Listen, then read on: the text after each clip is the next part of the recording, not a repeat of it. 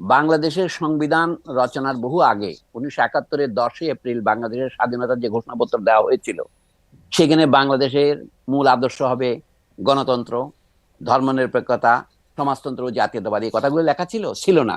কিন্তু 1972-এ যখন সংবিধান গৃহীত হচ্ছে, তখন সেটাই মিথ্যা কথা দিয়ে শুরু করেছে যে এগুলো হচ্ছে বাংলাদেশের সংবিধান রচনার, এইগুলোর জন্য বাংলাদেশের মানুষ মুক্তিযুদ্ধ করেছে।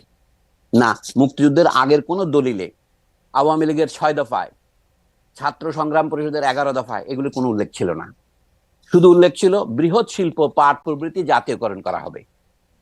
আওয়ামী লীগ 11 দফাটা গ্রহণ করেছে শেষ মুহূর্তে, যেন বাংলাদেশের জনগণের মধ্যে যে সাম্যের যে আকাঙ্ক্ষা, সেটাকে খানিকটা নিজের পক্ষে টানার জন্য।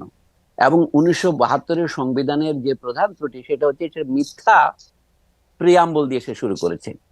71-এর 10ই এপ্রিলের যে ঘোষণাপত্র, সেটা হচ্ছে বাংলাদেশের মুক্তিযুদ্ধের প্রকৃত ঘোষণাপত্র।